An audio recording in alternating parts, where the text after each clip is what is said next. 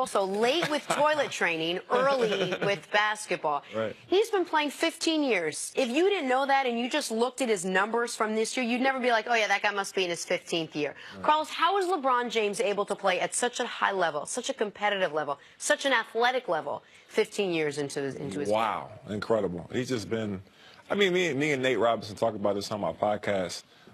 He's like an alien. You know, I think he's got that vibranium in his blood. He's incredible the way he's been able to play.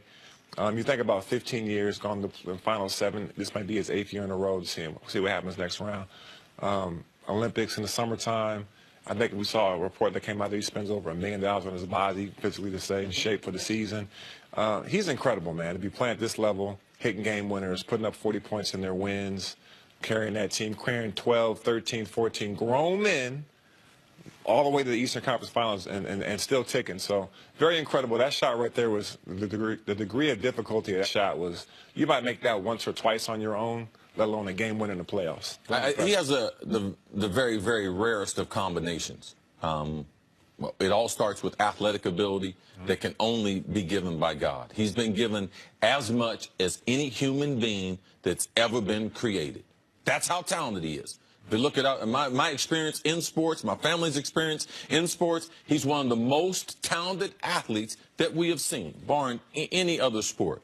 God also gave him the ability that he would maintain a desire to be great from a young age past his prime, what it's supposed to be, a lot like Jerry Rice. Now, what Jerry Rice didn't have, injuries at the late in his career. Jerry got injured. So now he has not only the God-given ability that is rare, that we've never seen, now he's not getting injured. So he's not having those setbacks as far as, I got to do rehab. Right. And then I'm just trying to get back to a level I was at 2 years ago. No, he keeps building on that, and he's got a desire to continue to be great. He feels like he's chasing after something. He mentions it every once in a while, chasing after the GOAT, that being Michael Jordan out there. He has all these elements that, to me, allow me to see the greatest basketball we've seen LeBron James play in year number 15. CC, the best year of your career, probably the year you set the NFL catch record. Is that fair? Or maybe you pick a different one, maybe 17 touchdowns? Like it just happened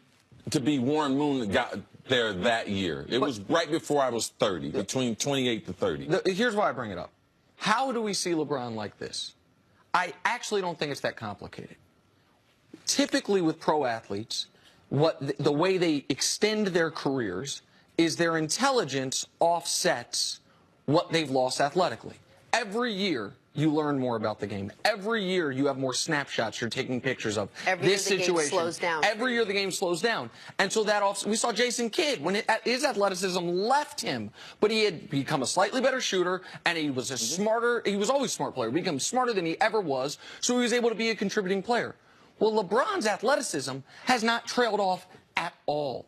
And he's smarter than he's ever been, and he's more confident than he's ever been, which is how we are seeing LeBron play this playoff run, the greatest stretch through 2 rounds he's ever had. It's why you go NBA history. Guys average 27, 9, and 8 in a season.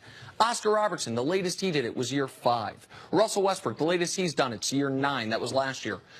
And Russell is the latest of anyone other than LeBron. LeBron did it in year 15.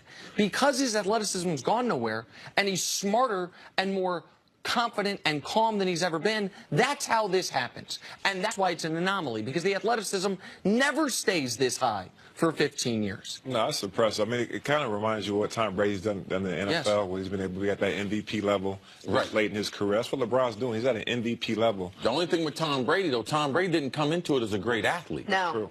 That's you know, true. Tom Brady came into it with a skill set. Now he has the work ethic and the genetics. Right. But even this fitness where he is at this point, he just now started to get what LeBron already naturally had. And the great point that you made was that he hasn't got injured. You know, I've seen him twist an ankle, go back in the back, come back and have a triple-double with 30 points in it. So it's very impressive what he's been able to do. Is that one of the more surprising aspects of his game, the fact that he's been able to stay so healthy? We see guys a lot younger, a lot more flexible, a lot all of it. Man, what We're size just shoe you getting- got? I'm a 17. Man, you know how easy it is for me to step on this shoe and twist an ankle? Yeah. How does he avoid it?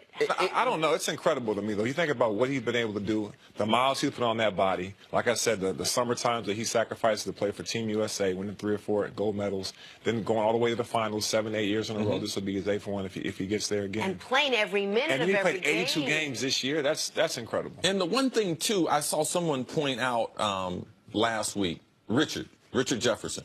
He said LeBron is the best teammate that he's ever had. Now coupled on this, I got to take care of my body. I got a family. I'm chasing after the GOAT. Right. And all these things he does to engage with his teammates, dinners, making them suits, all these other things lead to, man, he's a special guy. Well, and what you were talking about, you know, the God gifting him with the athleticism and the body, but the personal desire to be great. Because let's be honest, in that Pacers series, he could have said, listen, this team's not winning a championship. Maybe I can will us to the finals, but that might actually hurt my legacy. If I get to the finals and we get swept by Golden State, swept by Houston, people are going to sling that arrow at me. Yep. Maybe I'm leaving Cleveland anyway. I've won them a title.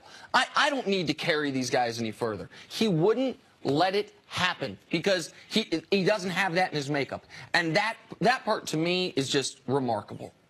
Carlos, thanks so much for being with us today. Real quick, will you tell us about your podcast real quick? Oh, yeah, the Hold That podcast brought to you by Sports Illustrated, hosted by me and Nate Robinson.